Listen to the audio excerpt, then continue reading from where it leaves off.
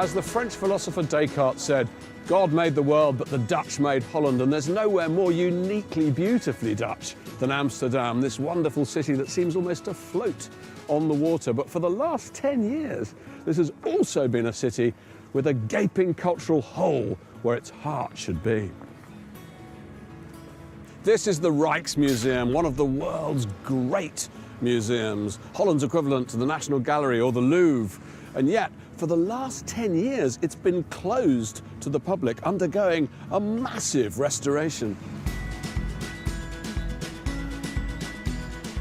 The closure of the Rijksmuseum was a big hole in the national life. We missed all these beautiful things. Can you imagine the French rolling the Mona Lisa through the streets? Only in Holland would this happen. I consider the Rijksmuseum the nucleus, or more or less the egg we crawled out.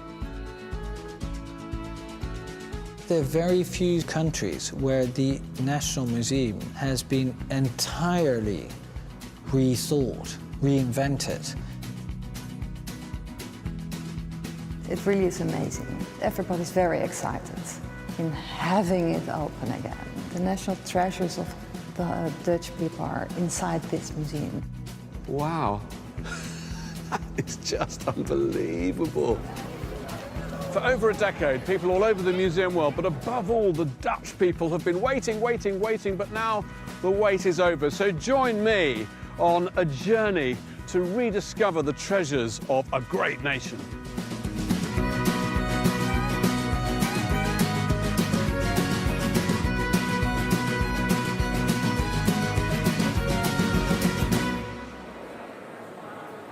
So, welcome to the Rijksmuseum 2013.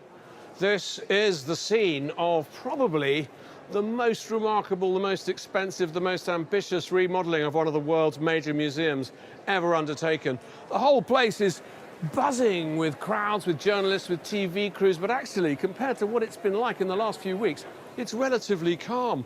It's been a hive of activity here.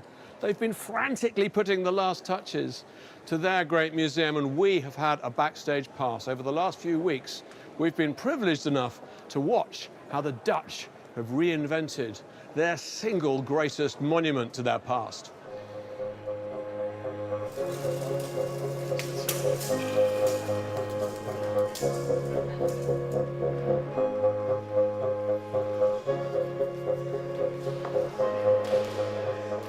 It's all happening.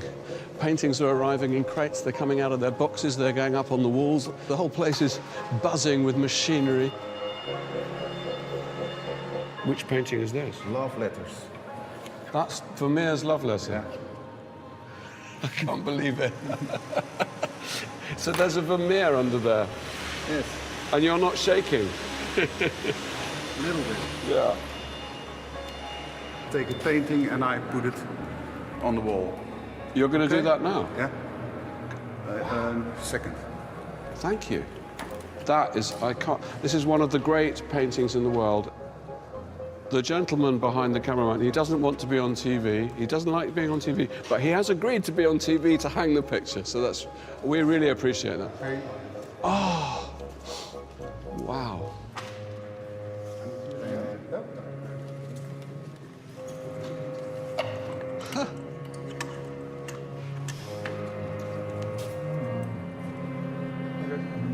Okay.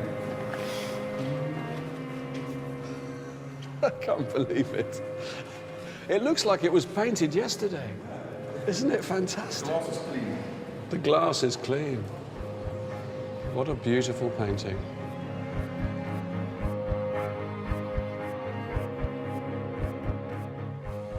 Now, the Rijksmuseum's collections are jaw-droppingly rich and varied. There are treasures from Asia and the Far East. There are masterpieces of painting like this, Monet, or over here, a wonderfully piercing self-portrait by none other than Vincent van Gogh.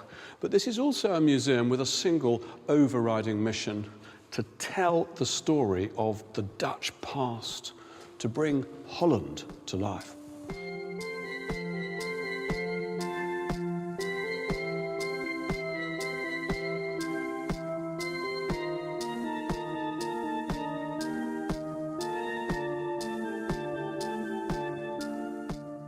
Now, in the past, the Rijksmuseum organised its collections on rather traditional academic lines, department by department, you know, the sort of thing.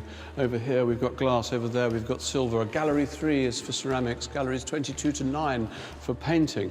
But they've done away with all of that now, and in a very bold, daring and highly effective way, what they've done is they've brought all of the arts together and involved them in this great chronological sweep through history. And it's quite some achievement. 80 galleries, 8,000 objects, and 800 years of history. So you really do need more than an hour or two to get to know this place.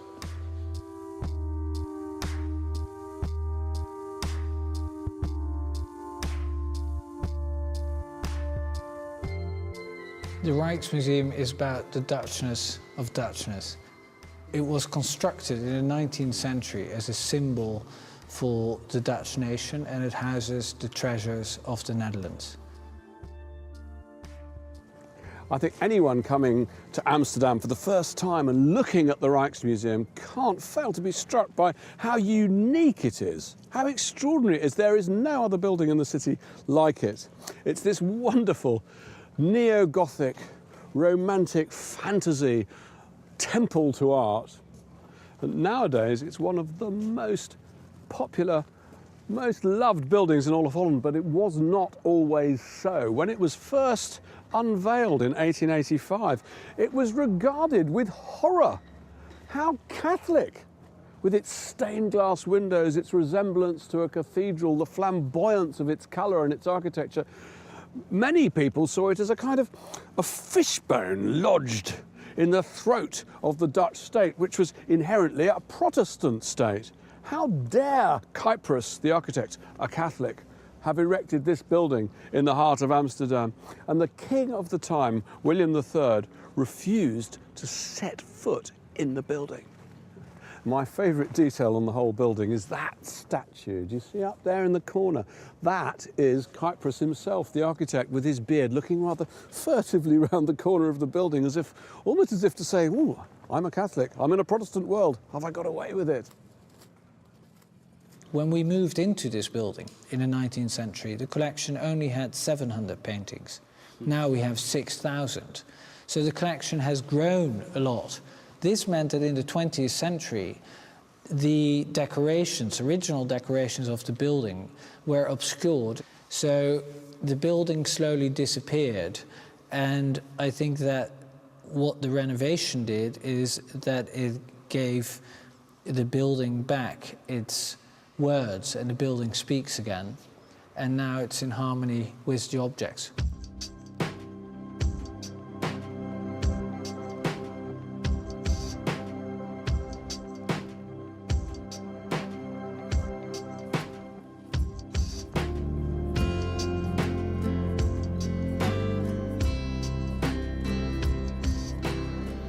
Now, I remember coming to the Rijksmuseum 20 years ago, and believe me, the transformation is truly mind-boggling. Look at this great central courtyard full of light, space, a sense of air. Where I'm standing used to be underwater.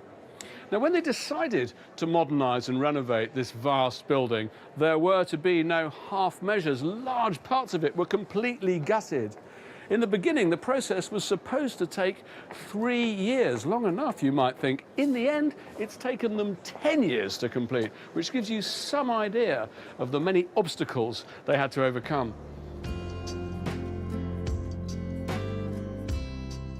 The sympathetic new design is as elegantly minimal as Cyprus' original was extravagant, and the delicate task of resurrecting the museum was undertaken by Spanish architects, Cruz Ortiz. Being asked to design the new Rijksmuseum, it's not quite like being asked to walk on water, but you've certainly been asked to build on water. Last time I was here, there was a canal down there. Yeah.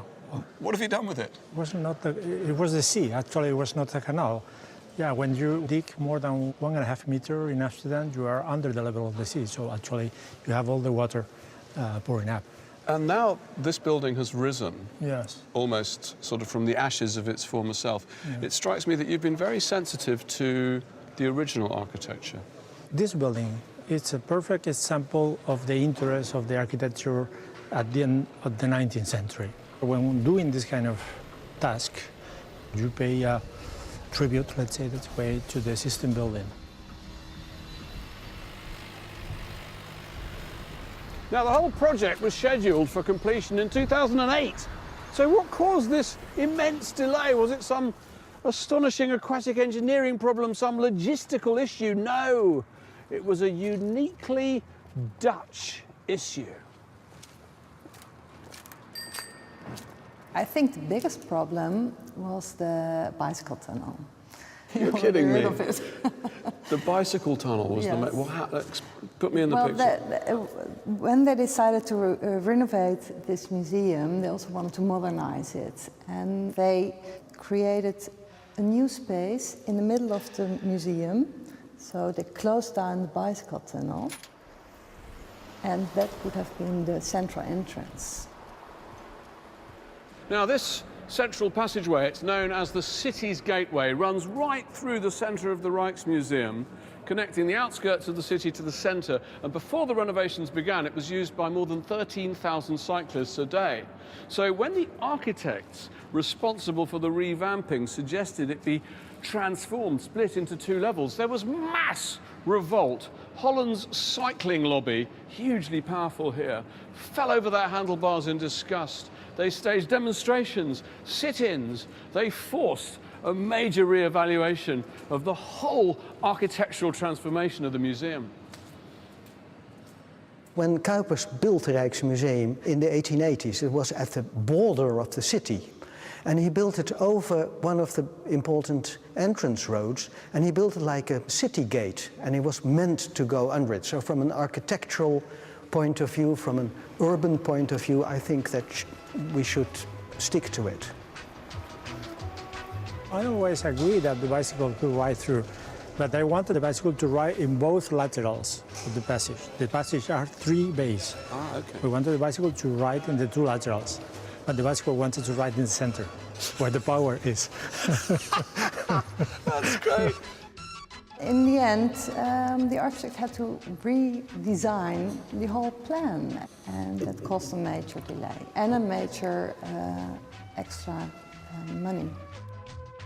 The protests over the bike passage added years to the project, and the passions raised show the peculiar nature of the Dutch attitude to this museum. It's theirs, their national space.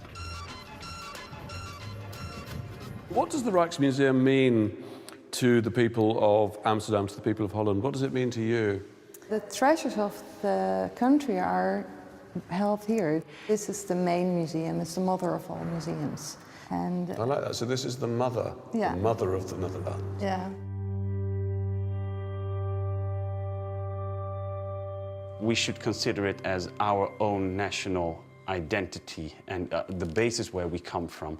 If we consider this a museum for foreign people or for once every 10 years to visit, we will lose our identity, definitely. We're facing times where we look for our identity. Well, it's here, and it was locked. We lost our concept of what it is to be Dutch, where our cultural identity derives from. We lost it all, and we have to be proud of our Dutch culture.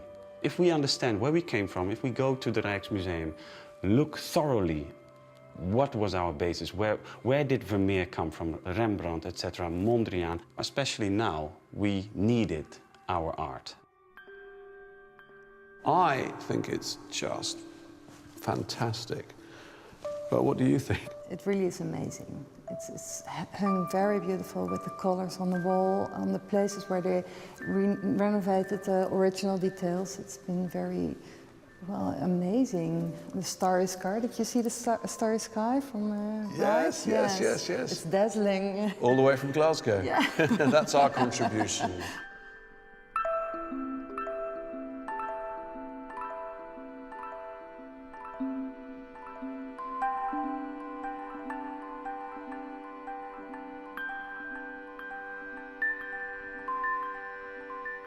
Another way in which they've married the old with the new here at the Rijksmuseum is by intruding into some of the spaces commissioned by living artists. In this case, a work by the Glasgow-based Turner Prize winning